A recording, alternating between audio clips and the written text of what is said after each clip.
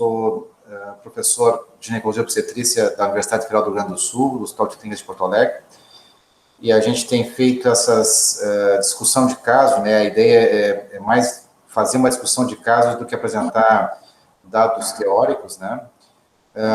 Nós temos feito todas as manhãs e tardes, às 11 horas, 17 horas, em vários locais do país, né? E temos aqui a professora Sui Yazaki-san, que vai se apresentar agora na MENJ. Então, bom dia a todos. Eu sou aqui da Universidade Federal de São Paulo e participo desse grupo de trabalho do Ministério da Saúde, que foi idealizado, são 18 professores, né, de universidades, como o professor José Geraldo falou, de vários pontos do país, e que diariamente a gente tem discutido casos para poder chegar a todos o conhecimento do manual que a gente montou, que é o manual do Ministério da Saúde, que a Karen está colocando aqui no chat, de recomendações para os cuidados da gestante da puérpera com Covid-19. E hoje a gente tem o prazer de ter aí o caso do Espírito Santo, e eu vou pedir para vocês, então, iniciarem a apresentação, e depois a gente faz a nossa discussão. Muito obrigada pela presença de todos. Perfeito. Bom dia a todos. Tá? Eu sou a Rosângela Maldonado, né?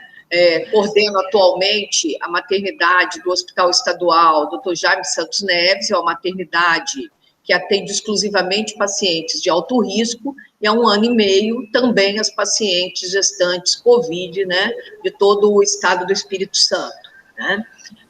Hoje nós vamos ter o prazer de ter aqui um membro da nossa equipe, o Dr. Alexandre Salles, que vai estar, então, apresentando um caso, né, que nós tivemos na nossa maternidade, né, este mês anterior. Alexandre, a palavra, por favor. Bom dia, obrigado. Já são 11h04, não vamos levar o tempo à frente, não. Sou obstetra, trabalho no Jaime, a maternidade terciária e referência no estado para gestante de alto risco. Foi pedido para trazer um caso clínico de uma assistência que, ao final, inadvertidamente, professor, eu acabei inserindo um pouco de revisão de bibliografia, que eu acho que a gente pode suprimir da apresentação se for de concordância de todos e resumir só ao caso clínico. Sol, você pode passar para mim, por favor?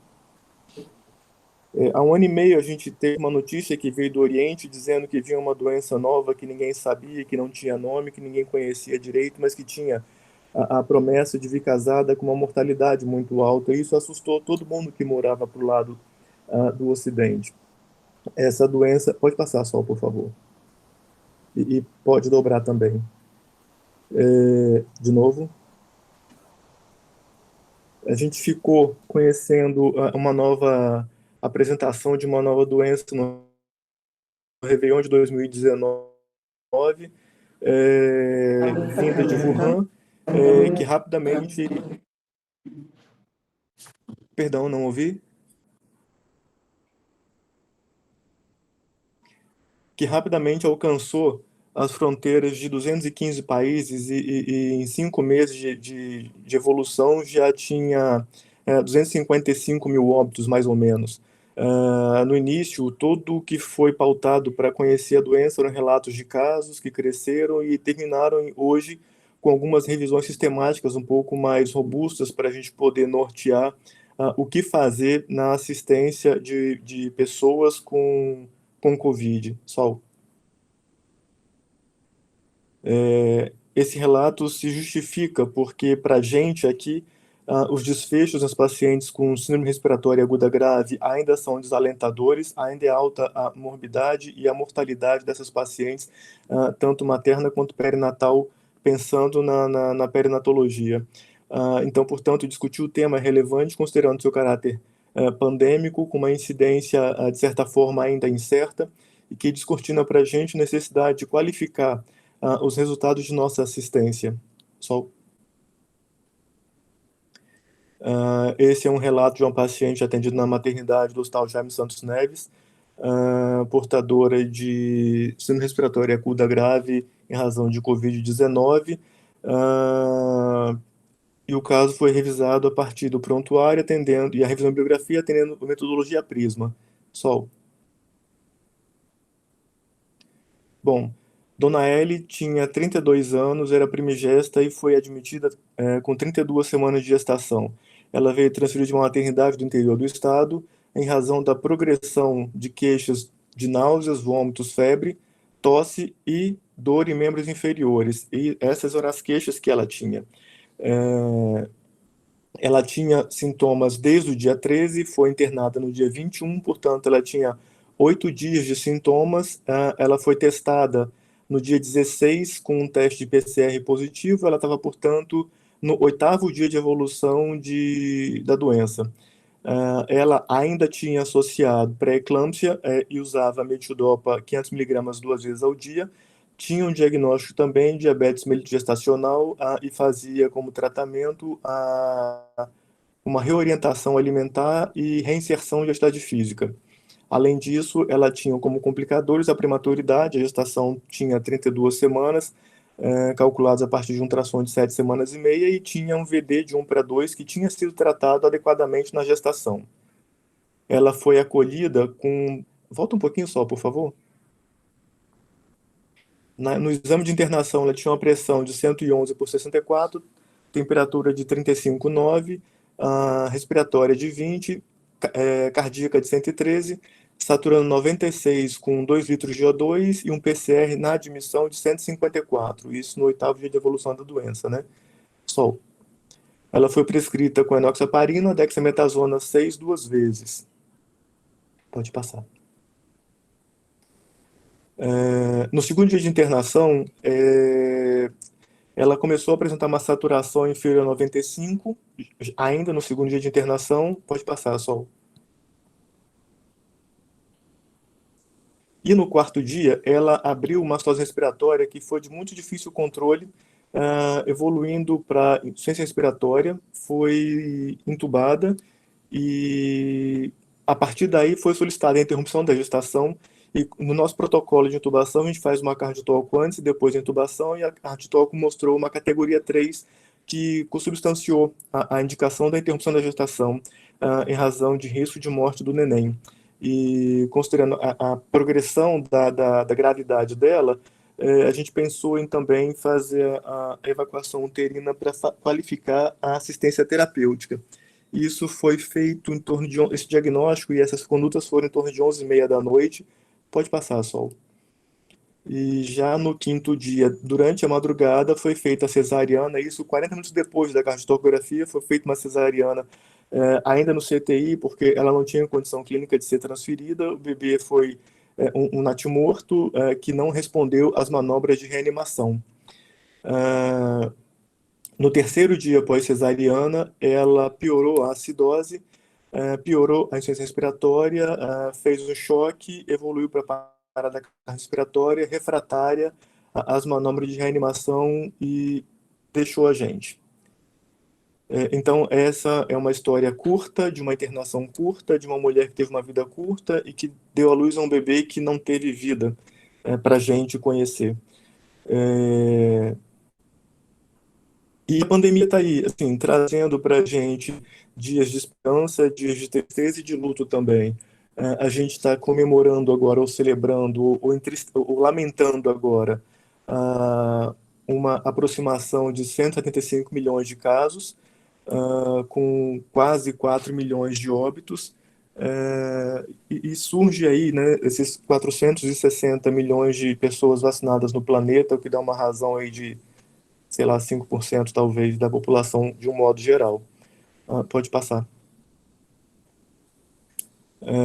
Bom, eu não preciso versar sobre isso para os senhores, que eu acho que todo mundo já conhece essa história sobre de onde ele vem, ou o que é o corona e como aconteceu da progressão da agressividade do vírus. A gente ainda desconhece, muito se especula, mas acho que não precisa entrar nesse tipo de conversa, né? É um vírus de difícil cultura para a gente, portanto é difícil fazer ensaios com ele. Pode passar. E essa aí é a evolução da doença que a gente conhece hoje, né? Estágio 1, 2, 3, o 2 se subdividindo entre com hipóxia ou sem hipóxia e com hipóxia, reconhecendo que a grande maioria das pessoas infectadas por Covid tem um curso benigno, e 20% delas podem precisar de uma assistência um pouco mais próxima, sobretudo para a terceira fase, que aí de fato demanda internação hospitalar e terapia intensiva de um modo geral. Pode passar. Então, na fase de 1, que dura aproximadamente 5 dias e acomete 80% das pessoas, o que a gente reconhece enquanto manifestação é a própria resposta à agressividade viral, né? Marcada por linfopenia, febre, tosse, sintomas gastrointestinais, musculares, dor de garganta, anosmia, ageusia e coriza, né? Essa aí ficou meio que a bandeira do Covid, né? A anosmia, a ageusia, desperta nas pessoas, de modo geral, um certo terror pelo que está por vir, considerando a dificuldade de prognosticar como vai ser a evolução da doença, né? E isso assombra todo mundo, e a gente que faz assistência fica mais assombrado ainda, porque a gente convive com isso dia a dia precisa voltar para casa, onde a gente tem a nossa família, com as complicações que nossa família também tem, né? Os pacientes que não apresentam uma cura na fase aguda e evoluem para a fase pulmonar, que é a fase 2, pode se subdividir em pacientes sem hipóxia e com hipóxia. Costuma demorar aproximadamente 5 dias como a primeira, e o que marca essa fase é a presença, a manifestação da dispneia, taquipneia e, eventualmente, hipóxia. Não encerrado o ciclo do vírus, vem então a fase 3, que é da hiperinflamação, que corresponde a 5% dos acometidos e tem início a partir do 10º dia de infecção. A nossa paciente em questão, ela entrou cronologicamente no final da fase pulmonar, no 8º dia ela deu entrada no Jaime. Já na fase de hiperinflamação, é comum de reconhecer hipóxia grave, choque, disfunção de múltiplos órgãos, síndrome respiratória aguda grave. Esse aí foi exatamente o cenário que entrou a nossa paciente, mergulhou, aprofundou, e a gente não conseguiu trazê-la de volta. Passa, por favor, Sol.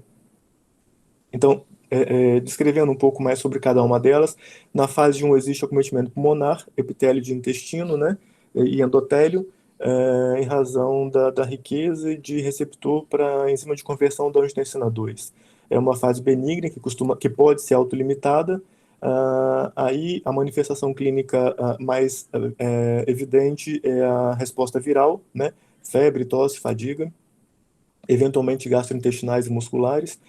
Alguns exames aí podem sim já estar alterados, enzima hepática, neutrofilia, linfopenia pode estar presente, o IgM pode positivar, o PCR pode ter uma boa sensibilidade aí se for aplicado num bom dia, a partir do 4º dia de evolução da doença, por exemplo.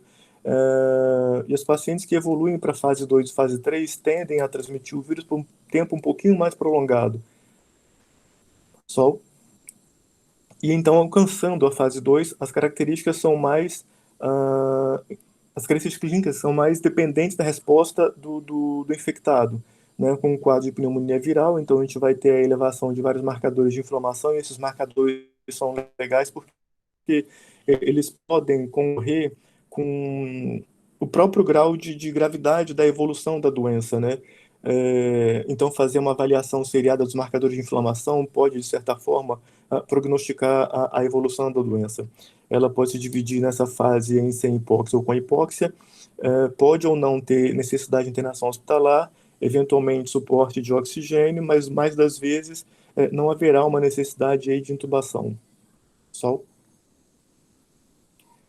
E na fase 3, que é o que assombra de verdade a gente que faz assistência, né? Porque retirar a paciente grávida dessa fase tem mostrado para a gente ser muito difícil. Eu não tenho certeza ainda se é de uma incapacidade nossa, se é de uma agressividade extrema do vírus, ou se é de uma incapacidade do hospedeiro de reagir com a gente, mas a gente tem tido muitos pesadelos quando os pacientes que a gente assiste entram na fase 3. Tem motivo para isso, né? Assim, além da nossa incapacidade de tratar, tem outros motivos também. Mas o que grita nessa fase de apresentação clínica vai ser a linfostiocytose hemafagocítica, né? Que é a síndrome de inflamação pulmonar extrapulmonar em razão de uma eclosão de uma resposta inflamatória sistêmica de muito grande força, como se fosse um vulcão eclodindo no corpo da gente, em todo o endotélio, ativando todas as citocinas e causando uma tempestade perfeita de inflamação sistêmica, né? E o que a gente observa aqui vai ser uma febre persistente, linfopenia, a hiperferritinemia e a própria síndrome respiratória aguda grave, que encerra para a gente um potencial muito alto de letalidade. Só. Existem algumas especificações assim no ambiente obstétrico que fazem ser um pouco mais difícil a gente poder tratar uma gestante com Covid, que é uma série de situações que entre aspas, parecem coincidentes com a evolução da própria Covid, né? Na imunomodulação da gestação existe uma diminuição acentuada das células TCD4, né? Que concorrem para a própria patogenia do Covid. Existe ainda uma diminuição de célula neutroquílea que pode ter uma correlação ainda não comprovada com a patogenia do Covid, né? Mas é certo que a diminuição de células dendríticas, né, plasmocitoide, através da interferência no interferon, podem atenuar uma resposta antiviral, facilitando, portanto, a infecção e o crescimento, o desenvolvimento da infecção pelo Covid no organismo de uma mulher gestante. Além do que o próprio aumento da progesterona pode fazer uma imunossupressão, reduzindo a capacidade de resposta anticorpal, facilitando, portanto, o desenvolvimento da doença infecciosa. Pode passar, Sol. Com relação ao sistema respiratório, que para a gente é muito agredido, né, em razão da pneumonia, a redução da capacidade e a incapacidade de, entre aspas, limpar as secreções do pulmão facilitam muito o aparecimento e a perseverança e a persistência de qualquer infecção pulmonar. E isso traz para a gente mais dificuldade para tratamento de Covid na gestação. Pode passar, Sol. Bom, as provas de coagulação, que é uma outra coincidência com a evolução e desenvolvimento da doença do Covid, a gestante ela é pró-coagulada, né? Então, assim, isso aí é um efeito sinérgico bastante importante que concorre com o crescimento e desenvolvimento do Covid, né? Bom, e a função endotelial, quando acontece a fase citotrópica, depois hemotrópica, para ter a acomodação e a complacência vascular, a gente não tem certeza ainda de como essa complacência vascular em ambiente pulmonar, em razão de uma, entre aspas, aumento de pressão venular pulmonar, pode produzir uma resposta inflamatória endotelial. E se essa disfunção endotelial, se for presente, se ela pode ou não agravar uma síndrome respiratória aguda. Então, fica, de certa forma, fácil entender porque a gestante complica, mas não fica fácil de explicar, porque a gente não tem resposta para tudo isso ainda, né? O diagnóstico o que a gente usa como regra é o RT-PCR, né? Ele tem uma boa sensibilidade, o falso negativo pode se dar em razão da coleta em época ruim, da forma da coleta, da quantidade, do processamento e do tempo do dia da coleta, né? Pode passar. Esse exame ele pode ser confirmado pela sorologia. O que a gente tem usado é o ELISA, que serve, entre outros objetivos, para determinar a soroprevalência da doença e encontrar um possível doador de plasma de convalescente, né? E além de corroborar o diagnóstico de RT-PCR quando for duvidoso. Pode passar, por favor. A tomografia é um recurso que a gente pode usar para apoiar o diagnóstico, eventualmente para fazer o próprio diagnóstico, mas ele deve ser usado com reservas, porque a cada hora que um paciente é transferido, é removido dentro de um hospital para poder fazer um exame de tomografia, ele vai deixando também partículas que podem servir para contaminar outros pacientes, outras pessoas, outros técnicos, outros colegas de trabalho, mesmo na radiologia, quando ela dá entrada na radiologia. Então, assim, é um recurso bom para a gente usar, mas é um cuidado que a gente precisa ter com relação a todo mundo que está envolvido na assistência desse paciente. Então, talvez a tomografia ela possa ter uma importância secundária para o diagnóstico de COVID, para avaliação de prognóstico, a depender do tamanho da pneumonia. Assim, tem que pensar se a gente precisa mesmo usar, quando usar. Acho que é uma seleção que a gente tem que ter bem amadurecida, assim, sobre o fluxo, sobre entrada, saída e tudo mais. radiologia, os italianos começaram a fazer ultrassom em beira de leito para poder prognosticar a evolução da doença, e quem fazia esse ultrassom era o próprio médico assistente, mas isso revelou ter um valor diagnóstico e um valor prognóstico incerto, assim, muito subjetivo e eventualmente difícil de ser usado. A mesma pessoa fazendo o exame todo dia, não é uma conta fácil para a gente fechar no modelo de assistência no Brasil, né, num país com 200 milhões de habitantes e com a quantidade de infectado, eventualmente ainda mal instalado em hospitais de campanha, em PAs espalhados por aí, não é uma coisa um recurso tão fácil para ser usado em razão das pessoas, de nós que estamos trabalhando na frente, né? Pode passar. A ressonância de crânio ela pode ser usada quando a gente pensa em alterações neurológicas, mas quais? Eu não entendi ainda ter uma definição sobre quando usar uma ressonância para avaliar alterações neurológicas nos pacientes, porque outras alterações que podem vir da acidose, da insuficiência respiratória, da infecção, de uma comorbidade associada à gestação, é difícil a gente indicar um momento para fazer, ou a necessidade de fazer uma ressonância. Portanto, ainda tem um valor diagnóstico e prognóstico também incerto e merece dúvidas sobre a indicação e a realização. Uhum. Eu acho que pode passar, isso é a curva de diagnósticos, né? Quando usar o PCR, IgM e tudo mais. O manejo clínico para a gente se resume ainda em afastamento e distanciamento social, higiene, identificar a fase clínica e acompanhar adequadamente a fase clínica dividindo domiciliar hospitalar. Difícil para uma população, às vezes, que tem um conteúdo intelectual e um conteúdo afetivo tão heterogêneo como tem no nosso país, né? É muito fácil. Eu moro numa cidade litorânea e moro muito perto da praia, e tudo que eu vi quando a gente começou a fechar os serviços foi um calçadão extremamente lotado com as pessoas passeando, caminhando, sem máscara, sem afastamento, sem nada. E meninos nas redes de futebol, de futebol e beach soccer. E muito triste ver uma quantidade absurdamente grande de pessoas nesse tipo de exposição, como se todo dia fosse um dia de final de semana. Infelizmente, era isso que eu via da minha janela todo dia. Pode passar, por favor.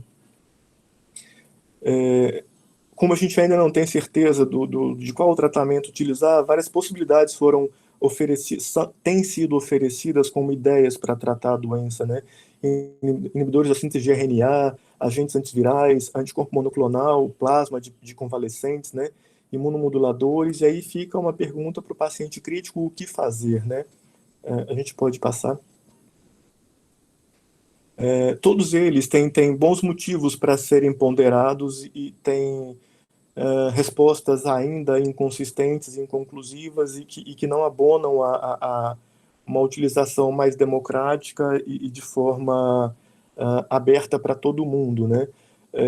Em razão de resultados ainda bastante inconclusivos, né? Apesar da gente hoje já ter revisões sistemáticas, mas a gente ainda não tem uma conclusão de qual a melhor estratégia para tratar e evitar a evolução da doença, né? Os inibidores de RNA têm o objetivo de reduzir a replicação viral, portanto, reduzindo a população de vírus e, então, melhorando o prognóstico. Pode passar, Sol. Os agentes antivirais também têm uma possibilidade de emprego bastante larga, mas os resultados ainda são bastante tímidos, né? E por conta de inconsistência ainda não são aprovados para a gente usar em larga escala. O que tem aí, e eu não quero polemizar aqui, me perdoem, assim, não é esse o interesse, que há ainda quem defenda hidroxicloroquina, como também há ainda quem diga que os resultados não aconselham que a gente use, né? Então, é muito difícil a gente, de um modo geral, distante, inclinar para adotar uma forma de assistência. Pode passar, por favor. Os anticorpos monoclonais talvez sejam uma arma bastante eficiente, mas que nesse momento ainda está em fase inicial de estudos, né? Assim, são drogas extremamente caras, de uso bastante restrito e que não dá para a gente usar ainda em razão dos resultados inconsistentes numa população de 200 milhões de habitantes. A imunização passiva uma possibilidade também. Todas essas parecem ser excelentes possibilidades, né? Mas todas também emperram em estratégia de uso. E na obstetrícia resta para a gente a dúvida sobre a via de parto normal cesariana. Todo mundo escreve que não existe óbice para cesariana, para parto normal, e de fato não tem, mas em termos de logística, eu queria saber o que os colegas de outros lugares fazem. Aqui, para a gente, numa estrutura montada em cima de plantão, e a gente atende pacientes de alto risco, de muito alta complexidade, além das pacientes de Covid. E às vezes a gente isolar parte do plantão para ficar acompanhando um trabalho de parto 12 e mais horas, enquanto o restante da equipe trabalha com outros pacientes, para a gente essa matemática fica um pouco difícil, e a gente de fato não consegue ainda estabelecer uma condição muito redonda para deixar que isso aconteça. Tenho a impressão que a gente tem preferido fazer a cesariana ao invés do parto normal, ou por uma questão de logística de equipe, ou por uma questão de imensa gravidade das pacientes no momento da indicação do parto. E essa mesma dúvida vai restar em cima do momento do parto, se vai ser um parto eletivo ou se vai ser um parto espontâneo, né? Bom, resta para a gente entender que as adaptações imunológicas e anatômicas durante a gestação facilitam a chegada, a entrada, o estabelecimento e o crescimento do vírus do Covid no corpo da mulher gestante, né? E é fácil entender que no terceiro trimestre existe uma chance maior de piora da síndrome respiratória aguda grave na gestante em razão da própria progressão fisiológica da gravidez que parece concorrer com o sinergismo com o Covid, né? Pode passar.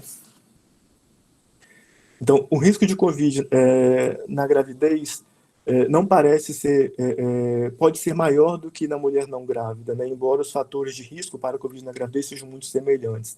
A transmissão vertical parece possível e a doença neonatal grave parece ser incomum. O uso de corticoide pré-natal para amadurecimento pulmonar do bebê não é desaconselhado, também não traz óbice para a mãe. Essas são as certezas que a gente tem por enquanto. A bibliografia, eu acho que todo mundo aqui participa disso, assim, né? A gente lê muito, muito, muito, muito, muito, buscando um pouco de luz e a gente continua sempre ainda preso a algumas perguntas primárias que a gente produz, né, em relação às dúvidas sobre assistência de Covid. Então, embora a gente leia, assim, uma quantidade fabulosa de textos, de livros, de artigos que hoje já tem, a gente ainda segue com algumas dúvidas e é fácil demonstrar isso por conta do momento ainda escuro de resultado que a gente tem, né? A próxima, por favor. Estamos todos querendo chegar nesse dia, né, de poder lembrar do Covid como uma doença com possibilidade de prevenção, com possibilidade de tratamento, com possibilidade de desvinculação a um final de terror, né? Eu acho que é por isso que a gente está reunido aqui. Eu não sei se eu estourei o meu tempo, mas era isso que eu tinha para apresentar, dividir com os senhores e ouvir. Eu espero que hoje seja o meu dia de aprender muito com tantas pessoas com cabelos aparentemente mais brancos que os meus. E isso digo com respeito. Obrigado, Alexandre, pela apresentação e pela todo o resumo que tu fizeste aí, com uma revisão bem extensa sobre o estado da arte da Covid, né? Mas, infelizmente, a gente tem mais dúvidas que respostas. Infelizmente, a gente tem aprendido muito no dia a dia e a gente tem visto muitas mudanças nas condutas, né? As condutas são dia a dia difíceis de ser realizadas, né? A gente tentou montar o nosso manual para gestante do Ministério da Saúde, que é um manual que está disponível de graça, que tem muito a ver com o que tu apresentaste, né, em termos de condutas. E para quem quiser, está disponível aqui, a Karen colocou link para fazer baixar esse manual, se alguém quiser utilizar, ele está disponível no dia a dia, né? Eu fiquei com algumas dúvidas no caso, e a ideia é tentar focar mais no caso. Eu não sei se a Sui quer fazer algum comentário, alguma pergunta antes. Então, Alexandre, parabéns por sua apresentação.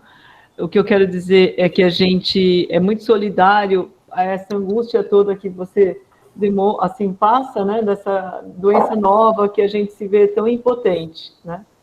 E aí eu vou reforçar um pouquinho essa questão do manual, então dizer que quando que a gente vem trabalhando junto já, esse grupo, desde o ano passado, e até a gente tem umas aulas também, umas videoaulas gravadas, que a Karen, não sei se já colocou o link, que são videoaulas que você pode ver enquanto você está no carro, sei lá, são rápidas e bem, eu acho que interessantes, ficaram bem legais, né?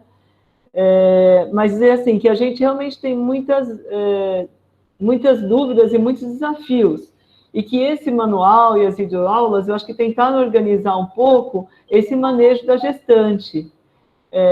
A gente gravou no final do ano, a gente achava até que não ia ter esse novo recrudescimento da Covid, e aconteceu. E aí eu queria fazer uma pergunta, se vocês conhecem o manual, se vocês já tinham ouvido falar dele e manipulado alguma vez, e aí, se todo mundo puder levantar a mãozinha, quem já fez isso, e aí eu vou apresentar aqui, se o Zé Geraldo permite, a gente tem uma apresentação de slide, eu só vou mostrar a carinha, vou compartilhar a tela e vou só mostrar um primeiro slide que tem que é isso aqui. Então, se alguém não conhece ainda, é esse o manual de recomendações para assistência gestante puérpera. Aqui tem o Chiara, ou aqui, como a Karen já colocou lá também, que é bastante interessante. Eu acho que ele organiza um pouco a assistência e ajuda um pouco a gente nessa condução aí dos casos. Então, era isso. Zé Geraldo, pode, por favor, falar assim. Eu queria só tentar focar um pouco no caso clínico, né? A gente, na apresentação ali, falasse que a paciente tinha uma pré-eclâmpsia, eu fiquei em dúvida se ela chegou a fazer proteinúria em algum momento, né? Para esse diagnóstico? Ela tinha um EAS de fita, proteinúria de fita. Proteinúria de fita. Porque no final ela estava normotensa no final, né? Ela evoluiu para choque, né? Assim, com a progressão da doença, ela experimentou todas as fases e manifestações clínicas do Covid, né? Ela chocou de fato, ela abriu em certo momento uma acidose muito refratária, ela ficou 3 dias com pH de 7 sem a gente conseguir levantar o pH dela. Isso piorou tudo, né? Assim, foi uma tragédia muito grande, uma dificuldade de tratamento muito grande. E ela é muito obesa? Não era muito obesa, ela entrou relativamente magra no hospital, mas ela cresceu muito. Ela foi uma nasarca muito grande. Porque, assim, eu acho que faltou algumas coisas no início, Alexandre, para a gente entender um pouquinho. Por exemplo, índice de massa corpórea é uma coisa que teria ajudado também a gente fazer que é um dos fatores de risco, obesidade. Sim. Ela já apresentava 2, né? Sim. Que era uma hipertensão e um diabetes diagnosticado no pré-natal, que eu entendi. Correto. E aí, deixa eu entender, olha, ela fez o diagnóstico, começou com sintoma no dia 13 de maio, dia 16 de maio ela teve o teste de Covid positivo, e ela interna no dia 21 de maio, no 8º dia. E aí, quando você apresentou... Ela estava na unidade periférica. Então, eu acho que faltou um pouco, porque do que você apresentou do caso para a gente, ela internou dia 21 de maio.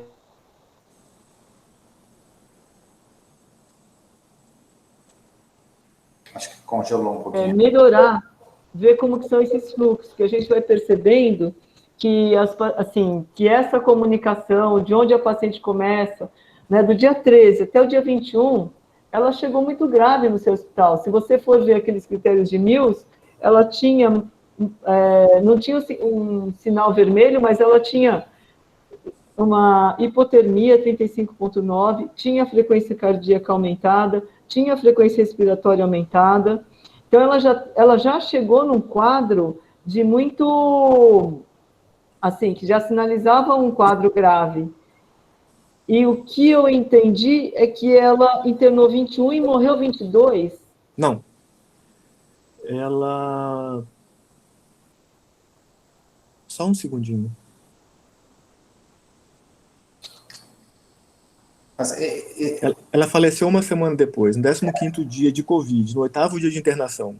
Esse ponto que a Suri fala é um ponto que a gente tem visto com uma convergência nos casos que morrem as pacientes, né?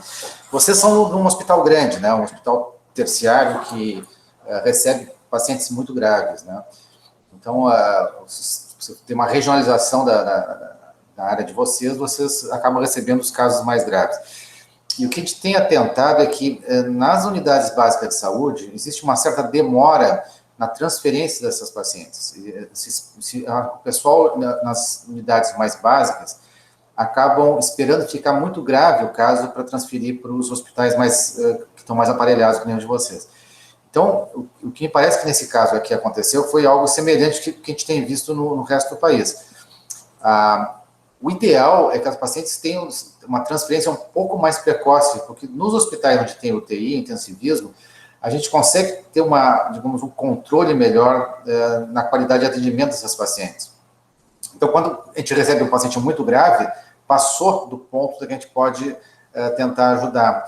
E parece que o que aconteceu foi exatamente isso, assim, um caso extremamente grave, e quando chegou para vocês, já estava no caso grave. E a gente tem procurado passar, acho que pelos diversos locais que a gente tem visto, e isso não é só aí no Espírito Santo, isso é em todo o país, que as pacientes grávidas, elas têm um ponto de gravidade um pouco mais precoce do que os pacientes não grávidos. A saturação de oxigênio, a gente acaba entubando mais precocemente, a gente acaba internando as pacientes mais precocemente e acaba tendo que transferir elas para os centros terciários mais precocemente. Então, esse talvez seja um grande ponto de diferença que essa paciente poderia ter sido feito. É que se vocês tivessem recebido ela antes, né? Porque a partir de certo ponto não tem mais muito o que fazer nessas pacientes. A gente tem visto que depois de uma certa gravidade, a gente só posterga as complicações, né? Então, a paciente fica aí 7 dias, 8 dias, 20 dias numa UTI, e o retorno da UTI, às vezes, fica bastante dificultoso, né? Um outro ponto que eu fiquei em dúvida foi na indicação da cesariana, pelo que eu entendi, foi por uma cardiografia categoria 3, né? Que não tinha muito o que fazer. Eu acho que ao momento que a gente chega a esse ponto, realmente tem que fazer a cesariana. A cesariana feita em UTI é uma cesariana difícil, muito complexa, a gente não consegue transferir para um centro cirúrgico adequadamente, né? Também prever esse ponto é complicado, mas sempre que é possível a gente transferir para um centro cirúrgico seria o melhor, né? O melhor dos mundos, né? Mas esse momento a gente não tem um parâmetro clínico decisivo e que seja consenso de quando é que a gente tem que encaminhar para um centro cirúrgico. Mas o que a gente tem visto é que a cesariana, de um modo geral, ela tem piorado os quadros de Covid nas grávidas, né? Diferente do que a gente via no H1N1. No H1N1, a gente se acostumava a ver assim, a paciente muito grave, a gente ia lá, fazia a cesariana, dava uma despressurização no pulmão e a paciente melhorava automaticamente, né? Isso não tem acontecido com a Covid. Com a Covid, a gente tem visto que elas têm piorado no pós-operatório, provavelmente aumento do todo o processo inflamatório vai acabando complicando todos os processos inflamatórios da paciente. E a cesariana tem sido associada com a mortalidade aumentada nessas pacientes. Tanto que a gente tem mais morte no puerpério, né? Muito possivelmente por intervenções que a gente faz. Mas no caso de vocês, não tinha outra alternativa, era a indicação precisa, não tinham o que fazer em relação a isso, mas é um fator complicador para nós dentro da obstetrícia, né? Comparado com pacientes não grávidos, né? Que a gente acaba aumentando o processo inflamatório dessas pacientes. E eu vejo que tem a Ângela, está com a mãozinha levantada ali há bastante tempo, não sei se ela quer ter alguma pergunta que gostaria de fazer. Ângela, talvez ela tenha levantado para responder que ela conhece o manual, Zé Geraldo. Isso, professor. Perfeito. Mas você pode falar também, Ângela, se você quiser. Estou aprendendo muito. Estou falando aqui ouvindo vocês de Campina Grande da Paraíba. Eita, coisa boa. Muito bom. E aí, uma pergunta, Alexandre, porque assim, na apresentação que a gente recebeu, eu não sei se na aula ficou que ela no dia 21, então ela ficou 7 dias na UTI aí? Porque pelo que a gente tinha recebido, ela tinha já falecido no dia seguinte, foi isso que eu entendi da apresentação anterior. Não, ela foi admitida com 8 dias de evolução de Covid e faleceu com 15 dias de evolução de Covid. Entendi. Tá. E aí, assim, como o professor Zé Geraldo falou, né? A paciente, você me contou também que ela ficou num processo de acidose. Você é obstetra, Alexandre? Sim. Uma das coisas que a gente tem visto também, que é muito importante, quando você tem uma boa conversa, né, da equipe da obstetrícia com a equipe da UTI. Então, nessas reuniões, algumas vezes, a gente percebe que quem vem apresentar o caso é a equipe de intensivistas, né? E aí, quando é a equipe de intensivistas que vem, eles acabam falando mais, assim, dos parâmetros respiratórios, que é mais a praia deles, né? E menos a parte obstétrica. E o que eu só quero dizer nessa fala, que é muito importante que as equipes trabalhem juntas e a gente percebe que nem sempre isso é possível. Então, eu queria que você contasse um pouquinho como é aí no seu hospital esse relacionamento da equipe de obstetrícia com a equipe dos intensivistas e como isso impacta na assistência à paciente. A gente não tem uma relação arestada. É uma relação pacífica, de boa conversa e de bom trânsito, mas existe, às vezes, uma divergência de opiniões com o momento da interrupção. Muitas vezes, a terapia intensiva propõe para a gente uma intervenção no momento que a gente acha que pode tentar segurar um pouco, ou pela condição clínica da mulher, ou pela imaturidade do bebê, né? A gente atende gestantes com 24, 25, 26, 27 semanas, que seria uma época ruim de nascimento. Mas, de um modo geral, assim, a paciente, quando entra na fase 3, a gente começa a ouvir, tem que interromper, a equipe de horizontais da obstetrícia, que acompanha no CTI em conjunto, que costuma co-indicar com a terapia intensiva. E a gente observa que a obstetrícia tenta segurar um pouco o momento da indicação, a revelia da intenção da terapia intensiva de antecipar mais. Que eu Perfeito. acho que eu acho que é esse o ponto mesmo, né? Como o professor Zé Geraldo já falou, o que a gente tem percebido é que é muito difícil a indicação da hora do parto, mas que não é essa ideia de que você fazer o parto vai curar a COVID, mesmo na fase inflamatória, porque esse processo inflamatório depois da resolução, ele pode até impiorar o quadro. Então, não é igual tá piorando que você já imediatamente resolve por indicação materna, diferente do caso aqui, em que a gente entendeu que houve, além da piora da mãe, uma indicação fetal. Né? E aí, foi triste ter o óbito, o neném nascer em óbito, porque do que você conta não foi nem um óbito neonatal, o bebê já nasceu em óbito. Sim. E aí uma das coisas que a gente tem aqui o Jorge Kuhn, que é um professor assim que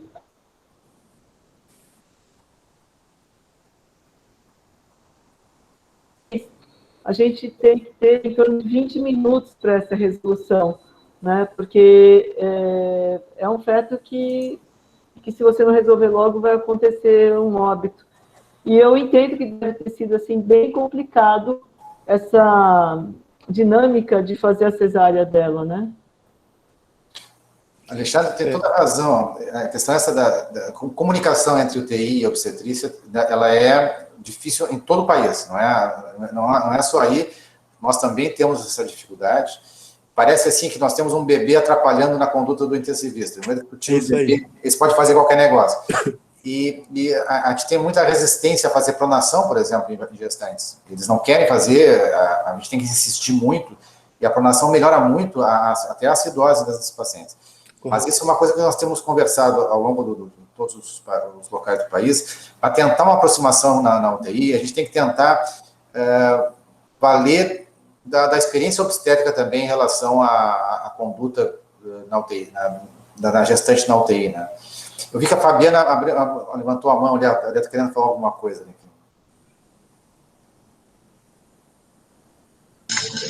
Na verdade não é a Fabiana, é a Rosângela que está falando aqui. Ah, tá com... Só estou no link dela. Mas veja bem, o que eu gostaria de compartilhar com vocês? A nossa situação de relação com os emergencistas já foi muito mais tumultuosa, tá? Muito mais tumultuada, muito mais traumática. Nós tivemos a oportunidade de participar há pouco mais de um mês de um desses encontros de especialista aqui, né? E isso abriu muito a nossa cabeça, de forma que também a situação atual do serviço permitiu, por conta da diminuição dos casos graves, né? Nós temos hoje no hospital, são 365 leitos de UTI, né? E com essa curva, né, em decréscimo das internações, nós conseguimos setorizar as gestantes em 2 UTIs, né? Uma UTI de Covid confirmados e uma UTI de suspeitos. Isso tem facilitado muito a vida da gente nesse último mês. Por quê? Porque o contato, né, e as discussões com essa equipe de emergencistas têm sido muito mais próximo. Então, nós temos uma rotina da obstetrícia e uma rotina dessas UTIs agora trabalhando em conjunto. A gente acredita que isso vai render excelentes frutos, apesar, entende, de todo esse cenário, né, triste, desalentador aí, que o Alexandre colocou para a gente tão bem. E a gente só tem assim a agradecer, né, porque a gente está sempre aprendendo, né, Alexandre, sempre aprendendo. Cada dia. E essa dificuldade é muito grande, porque o intensivista, ele acha que o bebê é um problema para ele. Ele sempre fala, mas como é que eu vou, entende, fazer um bloqueador, entendeu? Vai matar o neném, né? E aí a gente fala, olha só, como é que eu vou tirar um neném de 27 semanas? Tá? Um neném que pode ser que sobreviva, mas a probabilidade disso acontecer é muito pequena, e eu sei que eu vou estar gravando o quadro inflamatório, né, dessa gestante depois do parto.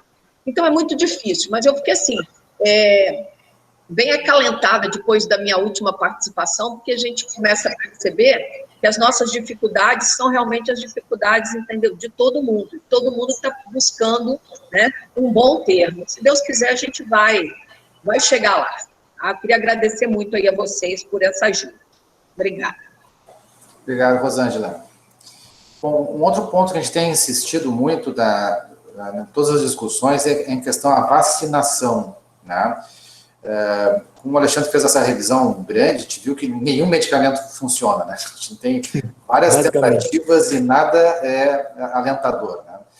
A gente tem algumas liberações norte-americanas ali para alguns medicamentos, mas com resultados muito pífios, né? Mesmo que assim, uma diferença de resultado é quase nula. E o que nós temos na mão é vacina. E a gente tem visto uma certa resistência no Brasil inteiro contra a vacinação para gestantes, tanto por parte da própria gestante quanto por parte dos gestores, né? E a gente tomou uma decisão nesse grupo técnico que assessora o Ministério da Saúde, e agora também é o grupo técnico que assessora a Febrasgo, de que a vacina tem que ser largamente utilizada em todas as gestantes. Então, salvo raríssimas contraindicações, a gente deve utilizar. Infelizmente, nós tivemos aquele caso da AstraZeneca lá, que suprimiu a questão do uso da AstraZeneca para gestantes, que, embora, do seu ponto de vista técnico, existe muita dúvida, talvez até poderia ser utilizada, né? Mas nós temos aí a Coronavac e a Pfizer, que pode ser utilizada largamente nessas gestantes. Então, a gente tem tentado incentivar muito a que todos indiquem a todas as gestantes, não só as gestantes com fator de risco, para se vacinem. E é incrível, a gente às vezes tem resistência até em gestantes médicas, né? Porque tem algum receio que vai fazer mal, passar para o nenê, coisa parecida. E a gente tem uma experiência grande de vacinação na gestação fora da Covid, né, com outras infecções, que são utilizadas, né, largamente. A própria H1N1 a gente utiliza durante a gestação e nunca tivemos nenhum problema. Então, a gente tem procurado salientar essa questão que a vacina é a nossa única arma que a gente tem para nossas gestantes. E a gestante é um fator de risco para a mortalidade comparativamente à população em geral. Vale a pena vacinar. Sui.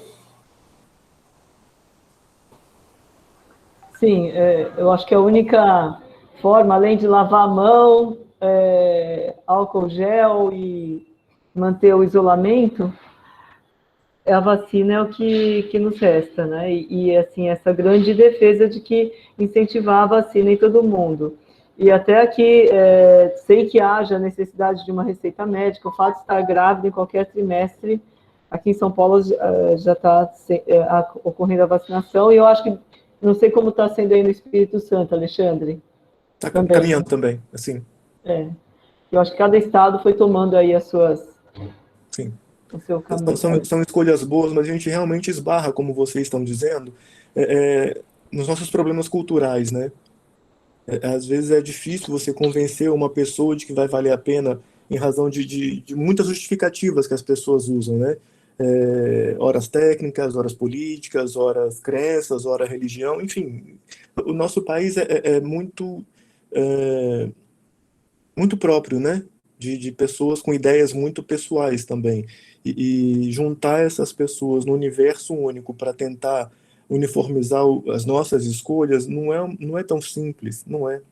A gente vê essa dificuldade entre nós e os nossos colegas, e entre as pessoas, parece que vai criando ondas de distância assim a cada extrato diferente, e isso torna construir a estratégia bastante difícil, né? E é fato, assim, a gente tem recebido os pacientes em momentos já de doença avançada, quando a gente de fato tem assistência dia a dia, já com muito pouco o que objetivamente fazer, já que as opções terapêuticas ainda são muito minguadinhas, né? Muito minguadinhas. E a vacina, é fato, é nosso caminho, assim, é a nossa aposta mais forte, né? Sim. Bom, gostaria de deixar aberto, não sei se alguém mais tem alguma pergunta, alguma sugestão aí de tópico.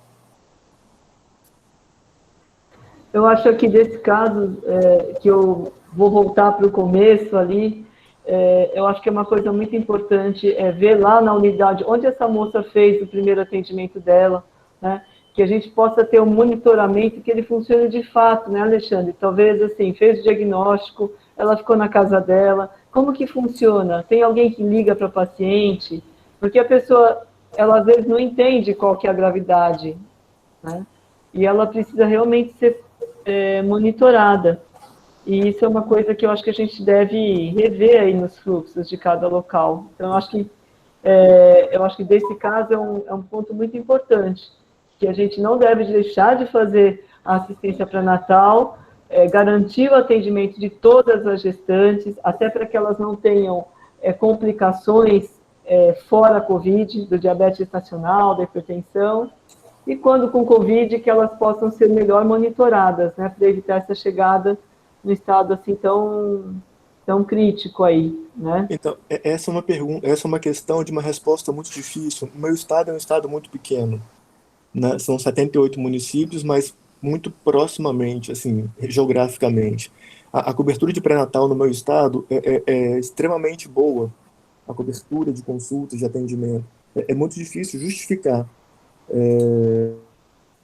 o motivo dessa lentidão de assistência. Se foi da pessoa não querer procurar a unidade porque tinha medo de ficar internada, se foi da unidade na hora de depois reencaminhar. Isso é muito complicado. Assim, entender é fácil entender e difícil aceitar, né?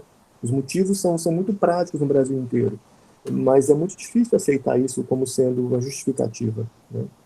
São perguntas que a gente tem que amadurecer, são respostas que a gente tem que construir, já que parece que a gente precisa construir essa resposta. Sem dúvida.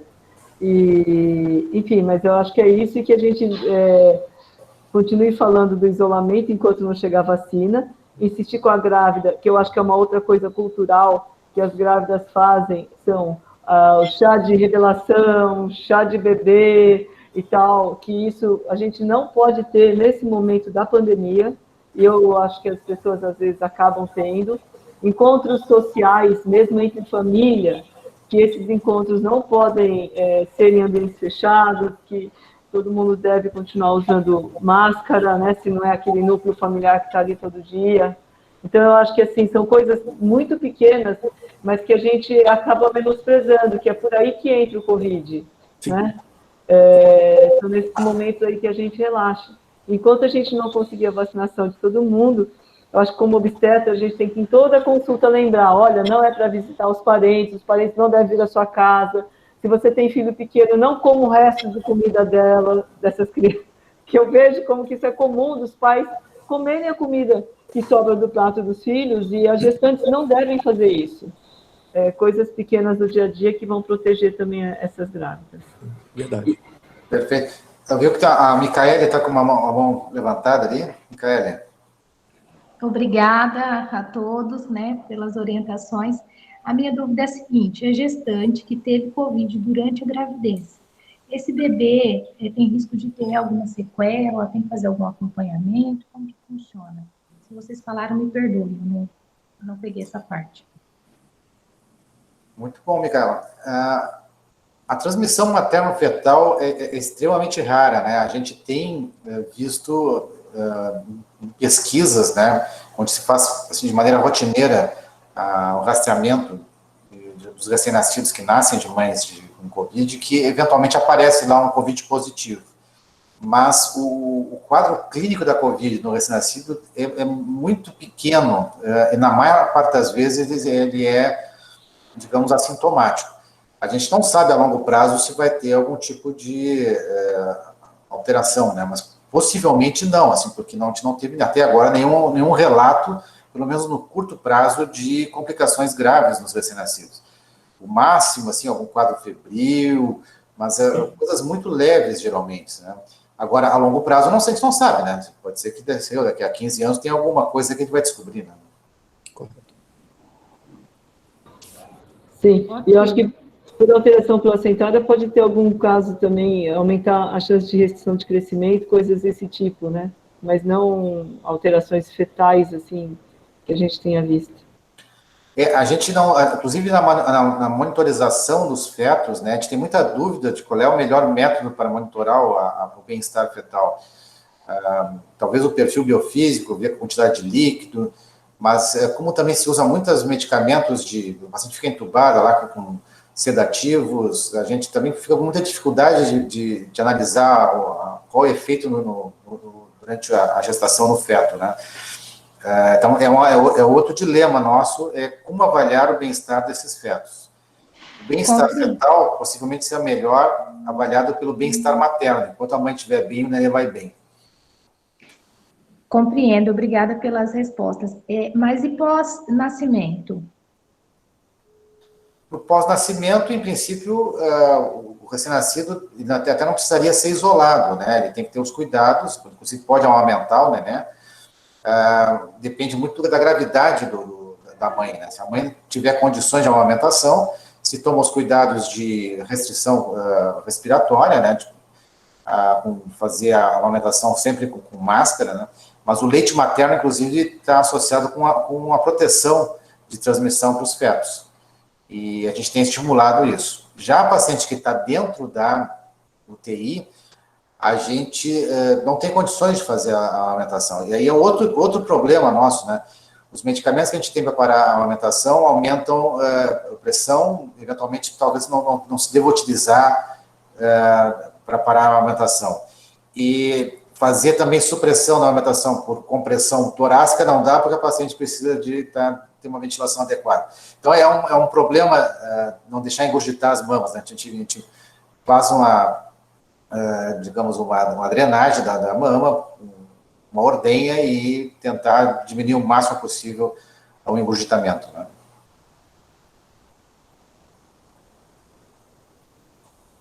Compreendo, obrigada pelas orientações.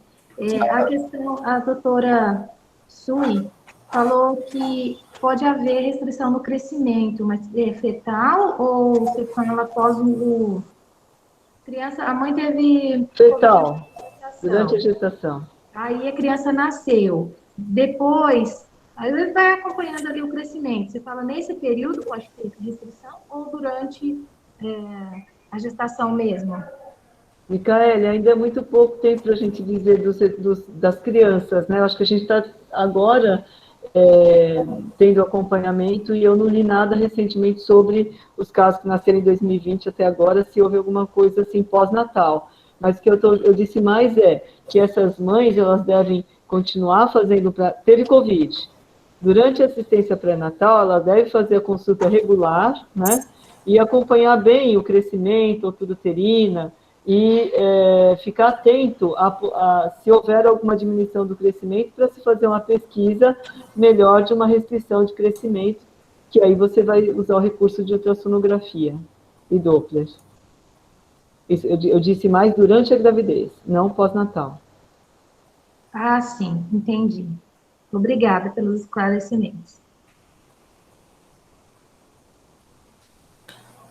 Muito bem, pessoal, chegamos ao meio-dia, né? Acho que o tempo que a gente preconiza aí são 60 minutos da discussão. Gostaria de agradecer muito a presença do Alexandre, a sua revisão aí, que foi muito adequada, né? E a gente vai ter a discussão à tarde também. A Karen botou o link ali, se alguém quiser participar. E gostaria de agradecer a presença de todos aí, em nome de todo o grupo de trabalho que a gente está no Ministério da Saúde, que está tentando ajudar um pouco, a compreender um pouco essa doença, que tem muitas dúvidas ainda, né? Não sei se a Sui quer comentar alguma coisa a mais. Então, o microfone fechado, Sui.